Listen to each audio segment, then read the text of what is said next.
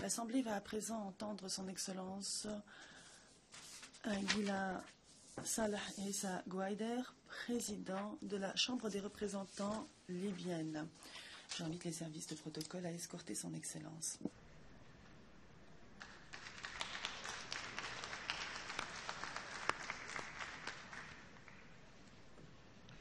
I have great pleasure in welcoming. J'ai l'immense plaisir de saluer son Excellence Agila Salah Issa Gouaider, président de la Chambre des représentants libyenne. Je l'invite à prononcer son allocution devant l'Assemblée.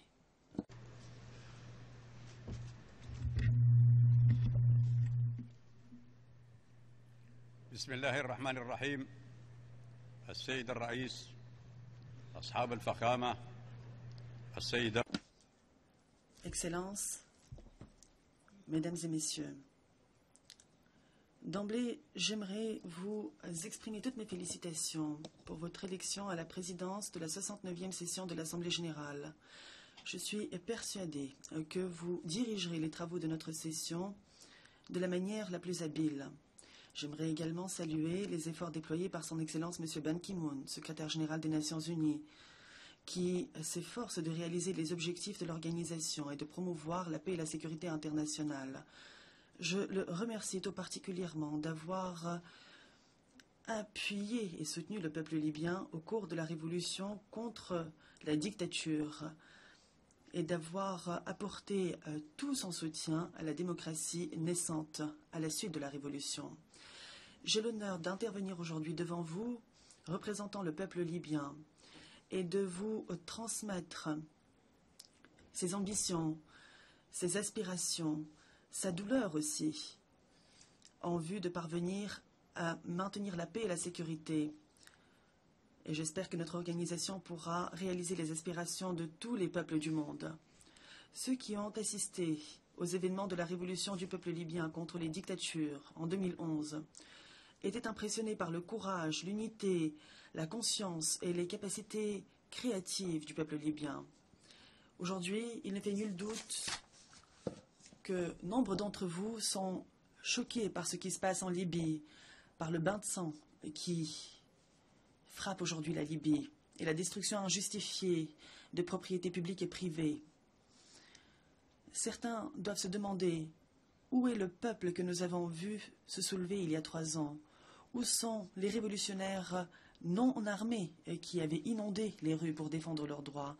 Où sont les intellectuels qui s'étaient exprimés dans les médias en évaluant de manière réaliste la situation, ce qui avait convaincu le monde de la noble cause de leur peuple?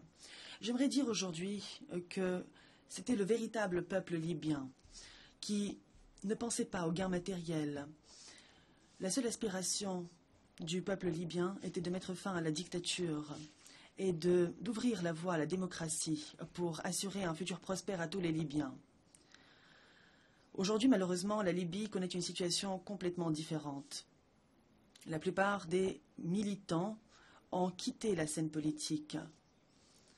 Certains d'entre eux ont été isolés politiquement ou ont subi des intimidations, ont été arrêtés, certains ont même été assassinés.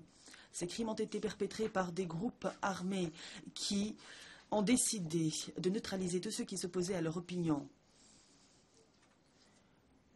ou qui appelaient à leur désarmement ou à leur démobilisation. Certains groupes armés ne sont plus contrôlés par le gouvernement. Ils tentent d'imposer leur volonté au peuple libyen par la force. Ils bafouent les droits de l'homme, font du chantage afin d'accéder au financement dont ils ont besoin, alors qu'ils refusent de rétablir l'armée et la police. Le conflit qui fait rage aujourd'hui entre les groupes armés à Tripoli et autour de la ville oblige le gouvernement à évacuer tous ces locaux qui ont été saisis par une coalition de groupes armés, dont fait partie un groupe terroriste qui se revendique de l'idéologie d'Al-Qaïda. Ce groupe, connu pour sa prise de position contre les contre les principes du gouvernement, contre les valeurs qui sont les nôtres. Il a été inscrit d'ailleurs sur la liste des organisations terroristes par les États-Unis et l'Union européenne. Des résidences de ministres et de citoyens ont été pillées et détruites. Ces groupes armés aujourd'hui ont déclaré la guerre à la région de l'ouest de Tripoli, dans laquelle se trouvent les tribus de Warshafana. Des armes lourdes visent cette région, causant l'exode de la plupart des habitants de cette partie de la ville. Aujourd'hui, la Chambre des représentants a déclaré cette zone une zone de catastrophe. Cela n'aurait pu survenir si la communauté internationale avait pris au sérieux la situation en Libye, si l'on avait aidé le gouvernement à établir une armée forte et si on avait exercé une pression suffisante pour le désarmement des groupes armés en appuyant la police. Aujourd'hui, ces groupes tentent de renverser la Chambre des représentants qui a été pourtant élue par le peuple libyen.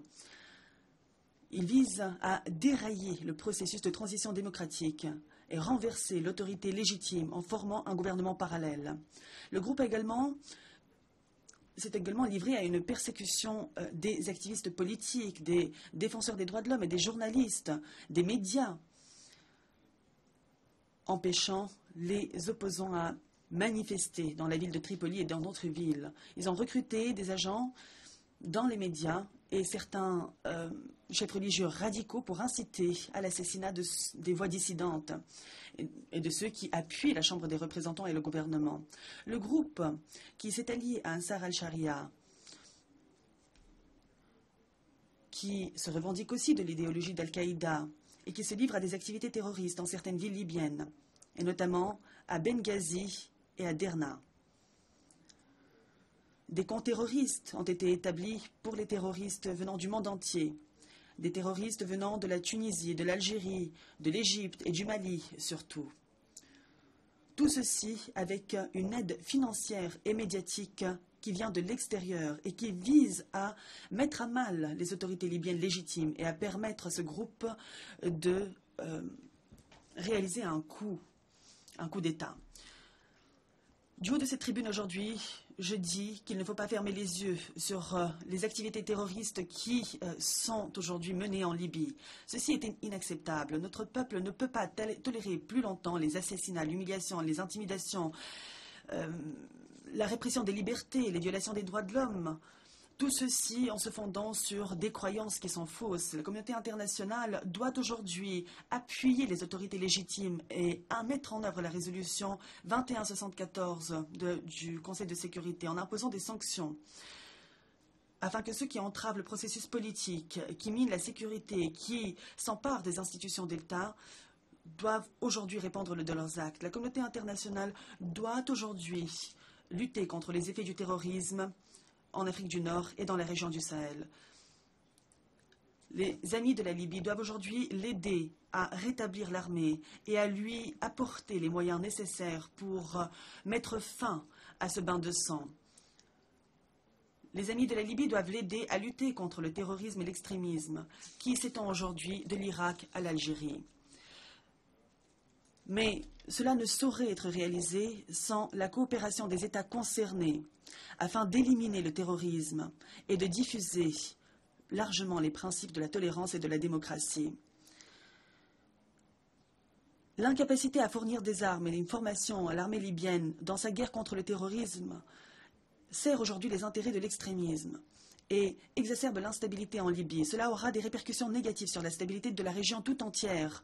Cela menacera la paix dans le monde. Nous saluons tous les efforts et la bonne volonté affichés par les pays amis, les Nations Unies, la Ligue des États arabes, l'Union africaine. Tous ces efforts qui permettent aux autorités libyennes aujourd'hui, autorités légitimes, de reprendre, je l'espère, le contrôle du pays dans cette circonstance difficile marquée par l'insécurité. La Chambre des représentants est ferme dans sa position. Le gouvernement et l'Assemblée constituante doivent aujourd'hui lutter contre ces phénomènes et persuader les groupes armés à renoncer aux armes et à se retirer des institutions étatiques. Nous devons aujourd'hui exercer suffisamment de pression sur les mouvements politiques et les groupes armés pour qu'ils renoncent à la violence et qu'ils acceptent le dialogue sur les priorités et l'avenir de la Libye. Tout contact illégitime, non autorisé par le gouvernement libyen, avec des individus provenant de pays étrangers, avec des groupes ou des organisations qui ne reconnaissent pas les autorités libyennes, la Chambre des représentants élue par le peuple, tous les groupes qui se livrent à des violences pour imposer leur vision sur le peuple, au peuple libyen seront considérés par le gouvernement comme des entités déclarant la guerre contre l'unité de la Libye et sa stabilité. Et aujourd'hui, nous prendrons toutes les mesures qui s'imposent pour lutter contre ces phénomènes. Le peuple libyen, sous la houlette de ses autorités légitimes, ne se soumettra pas au chantage et à l'intimidation. Il résistera à toute tentative visant à imposer une dictature totalitaire, quel qu'en soit le slogan. Nous espérons que le gouvernement n'aura pas à recourir à l'assistance des pays amis pour étendre l'autorité sur son territoire et pour éliminer le terrorisme et la criminalité qui menacent aujourd'hui la sécurité et l'unité de la Libye, qui causent le déplacement de centaines de milliers de personnes dans diverses régions de la Libye, qui détruisent son économie. La Chambre des représentants et le gouvernement sont déterminés à poursuivre leurs efforts sur la voie du dialogue et de la tolérance dans le cadre de ces pouvoirs légitimes, pour résoudre tous les problèmes et les divergences qui peuvent exister aujourd'hui entre les Libyens, pour se mettre d'accord sur des priorités, respecter le processus démocratique et recourir à l'autorité de la loi et des élections. Nous sommes déterminés à démobiliser toutes les formations armées et à cesser le financement de ces groupes d'ici à la fin de de cette année. Nous espérons que la communauté internationale nous aidera dans ce qui suit. Premièrement, édifier des institutions de défense et de sécurité qui permettront au gouvernement de monopoliser le recours légitime à la force pour désarmer les groupes armés et exercer pleinement son autorité sur tout le territoire libyen. Deuxièmement, veiller à ce que le gouvernement puisse contrôler toute la capitale, Tripoli, et que les groupes armés se retirent des institutions d'État afin que l'on puisse travailler sans menacer la stabilité du pays et la sécurité des citoyens. Troisièmement, envisager l'établissement d'institutions juridiques pour contrer les institutions illégales qui existent aujourd'hui en parallèle avec les organes de l'État et qui entravent le processus politique. Il faut soumettre ces groupes aux sanctions de la résolution 2174 du Conseil de sécurité. Quatrièmement, mettre en place une coopération véritable dans le domaine de la lutte contre le terrorisme, et ce par le biais d'une alliance stratégique entre la Libye et ses pays voisins du nord et du sud de la Méditerranée. Et cinquièmement, renforcer la culture du dialogue sans exclusion ou marginalisation et initier un dialogue véritable pour tout le peuple libyen avec l'aide de la mission des Nations Unies en Libye, les pays voisins, la Ligue arabe et l'Union africaine. Je dois aujourd'hui dire qu'au début de la 69e session de l'Assemblée générale, à l'heure où nous embarquons dans un nouveau programme de développement pour l'après 2015, je dois dire que depuis la déclaration et l'instauration des OMD, la Libye a commencé à examiner ses politiques économiques et à restructurer son économie.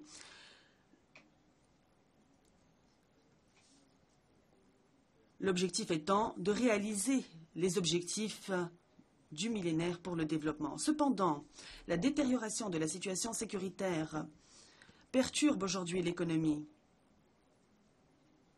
Il faut aujourd'hui souligner le lien fort qui existe entre la sécurité, la stabilité et le développement.